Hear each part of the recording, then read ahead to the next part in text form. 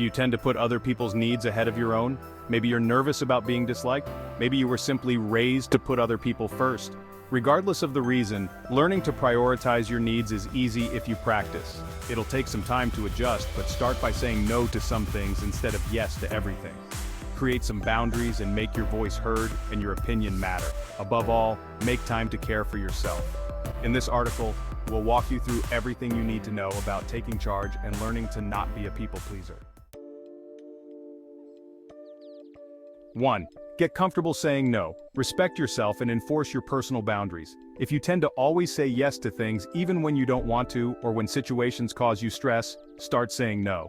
Sometimes people pleasers have a fear of disappointing others that's rooted in insecurity. Remind yourself that you're awesome. People like you for you, not what you can do for them. There's no need to make excuses or talk your way out of it. A simple no or no thank you will do. Start small by finding something small to say no to and say it firmly. For example, if your partner asks you to walk the dog yet you are exhausted, say, "No, I'd like you to walk the dog tonight, please." You can also do some role play with a friend to get used to saying no. Have your friend ask you to do things and then respond no to each of their requests. Make sure to pay attention to how you feel each time you say no. 2. Assert yourself in a kind, empathetic way. Express your needs without criticizing or lashing out at others. Some people confuse assertiveness for rudeness, but you can tell people what you need in a nice, supportive way. Show your understanding for the other person and their needs, yet also be firm in saying that you cannot help them. For example, say, "I know how much you want a nice birthday cake for the party, and how much that means to you. I'd love to provide one, but I'm unable to do that at the moment." 3. Delay your response. Pausing before you respond gives you time to make the right choice. If someone asks or tells you to do something, you have the choice to say yes, no, or maybe. You don't have to say yes even if you feel like you do. When someone asks you something, take a moment and remember that how you respond is your choice. For example, if someone asks you to stay late on a project, tell yourself, "I have the choice to say yes and stay, or to go home and say no." 4. Prioritize your needs. Your goals and responsibilities take precedence over everyone else. Knowing your priorities can help you choose what to say yes to and what to decline. If you feel trapped in a decision, choose what's more important to you and why. If you're not sure, write a list of your demands or options and place them in order of what's most important to you. For example, taking care of your sick dog might be more important to you than attending a party your friend is having. 5. Speak up when you want something. Take initiative when it comes to getting what you want. There's nothing wrong with voicing your opinion, and it doesn't have to mean you're making a demand. Simply reminding people that you're an individual with your own preferences is a big step forward. If you tend to please people by going along with what others want instead of voicing your likes or dislikes, speak out. For example, if your friends want Italian food and you want Korean food, say that you want Korean food next time. Even if you go along with something, say your preference. For example, "I prefer the other movie, but I'm happy to watch this one." Avoid being defensive. State your needs without being angry or blaming someone. Do your best to be assertive, calm, firm, and courteous. 6. Put time limits on yourself when helping others. If you do help someone out, at least put a cap on how long it takes. If you agree to help someone, set a time limit. You don't have to justify your limits or make excuses for why you need to leave.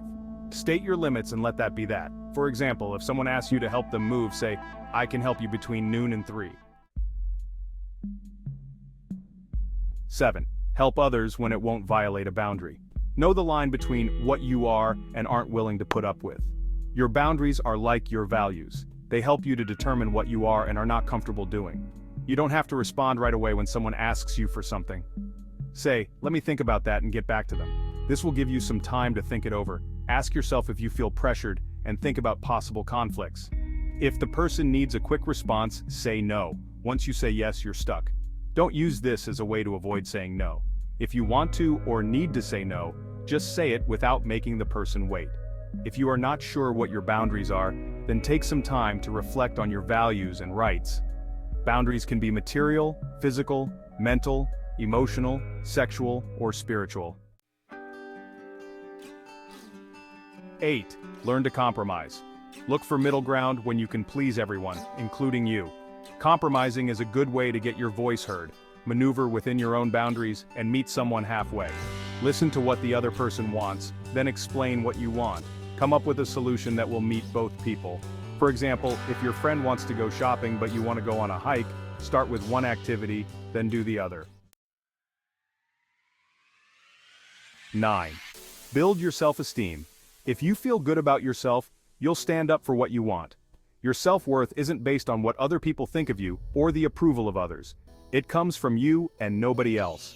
Surround yourself with positive people and recognize when you feel low about yourself. Listen to how you talk to yourself, like calling yourself unlikable or a failure, and stop beating yourself up for your mistakes. Learn from your mistakes and treat yourself the way you would treat your best friend. Be kind, compassionate, and forgiving. Note if you have people-pleasing tendencies. This is often a sign of low self-esteem. 10. Stop making excuses. At the end of the day, the only person you need to please is you. The only approval you need is your own. No matter how hard you try, some people just cannot be pleased. You can't change what people think or feel to make them like you or approve of you. It's up to other people to make those decisions. If you're trying to win the approval of a friend group or you want your grandmother to see what a good person you are, you may not be able to do this. 11. Get professional help. A therapist can help you learn how to express your needs and set boundaries. If you're having problems communicating with people and saying no, a therapist can teach you how to stand up for yourself. If you've tried to change things, yet it's stayed the same or only gotten worse, there's nothing wrong with getting help.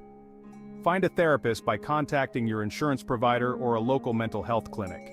You can also find a therapist by getting a recommendation from a friend or physician.